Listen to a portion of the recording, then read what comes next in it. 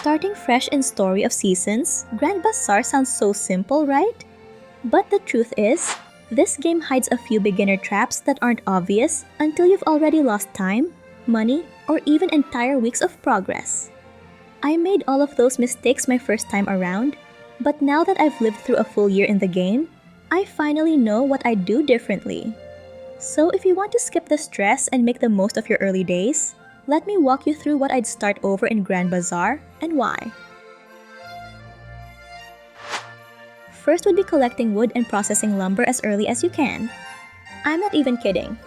I know we all want the windmills to keep on processing items to make the most of our gameplay, but let me give you a bit more direction, especially when you're done with what you're going to sell that week.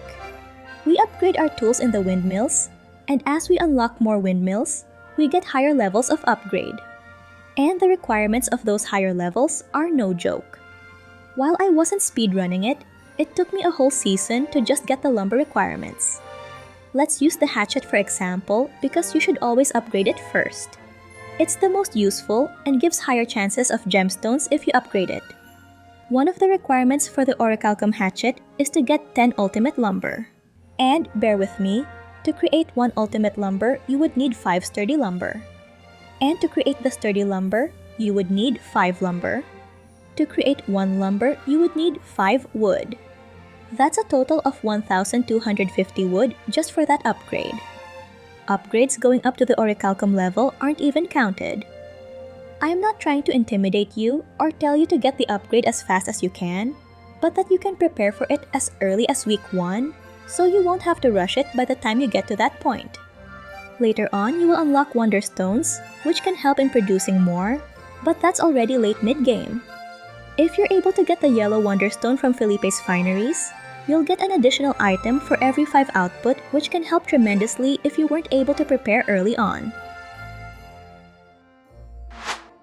Then we have watering crops twice a day. Don't, unless you're sure that the crop won't make it before Bazaar Day. Just for context, once you water your crops in the morning, you can water them again after about 10 hours. Doing so daily will make your crops grow faster, but early on, when you're just starting out, your crops are just low quality, and you would want more days to fertilize them to increase their quality. If you know that your crop will make it on Bazaar Day with only once a day watering, then it's best not to water them twice for more days and chance to fertilize. It will not only increase the quality of your crop faster, but also save your stamina for other things like fishing for ingredients when you cook. Speaking of cooking, it took me a few in-game weeks to really consider cooking because I'm the type who chooses to just take a bath for stamina recovery. But what I didn't consider was how good the food bonuses were, how it can help with freshness, and how cooked dishes actually have a higher price point. Let's break it down. Each food category has their own bonuses. Remember though that you can only have one bonus in effect through eating. This means if you eat another meal that has a different bonus type, it will overwrite your current bonus. That said, I'll share by the end on how you can get 2 bonuses working at the same time.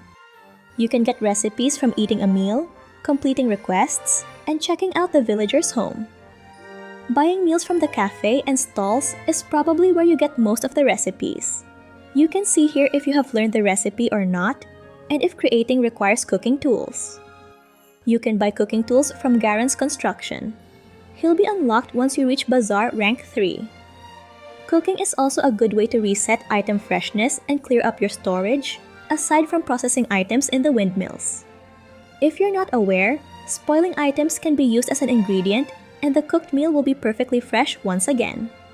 Some cooked meals can be sold way higher compared to raw crops and even processed goods. That's why a quick tip for early money is to cook your turnips, onions, herbs, and even the bottled walnuts for a higher sell price. Next would be reaching ore locations that only require double jump and glide. I initially thought that it would require strong winds to get to them, but I found out that you don't need to, so you can access the areas anytime once the area has been unlocked. Here are some of the ore locations. Side of the Harvest Sprite Hill,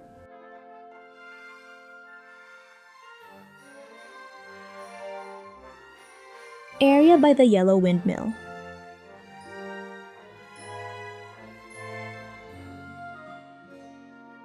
Islet on top of the mountain.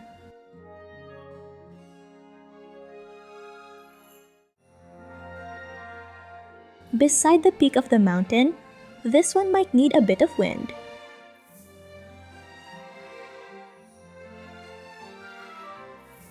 By the way, the only location that requires strong winds is the Harvest Sprite Hill. And since a lot of you are asking, here's how to get there.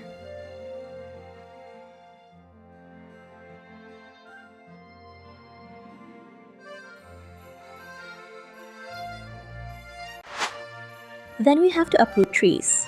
Let's face it, the farming plots in this game are so small and the crops are very limited, so you would have to be smart on what to plant.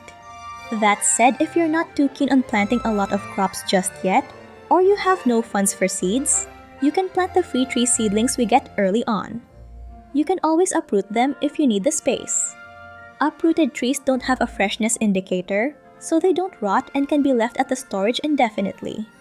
The quality of the uprooted trees will also retain, so you can freely swap them out whenever they're out of season. You can also sell them at the bazaar if you're desperate to reach that bazaar sales goals. Moving on is changing barns. I've always felt that the first one was so cramped and it took me a while to realize how to move the animals. I found out the hard way that the first barn could only hold 4 eggs, 1 for each chicken slot.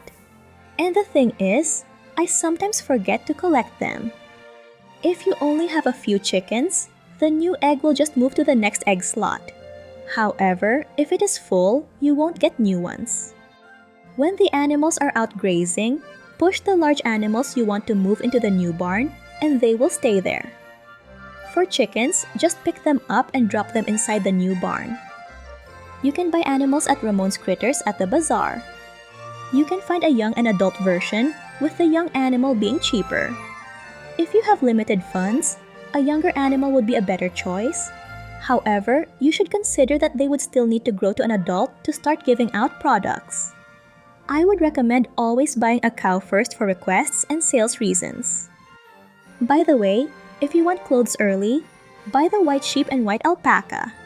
I unfortunately got the Suffolk sheep and brown alpaca, so I've been wearing the same outfit for 2 seasons. And if you want those special clothes that require golden wools, you can make use of the petting rare item % bonus of some desserts. Then we have entering in crop and animal shows. For a quick background, when we win in these shows, we get a trophy to display in your home, trophy decor to display in your stall at the bazaar, and a boost of quality of the specific crop or byproduct of the animal you entered. For the crop show, go for crops that are regrowable and available in multiple seasons. You see, the boost in quality only affects the specific crop you entered. And to make the most of it, a regrowable crop available in multiple seasons gives out more crops compared to single season, single harvests. This lets you make use of the quality boost more. As for the animal show, try to enter the same winning animal in the next season. When you win in the bronze category, you will be moved up to the silver and so on.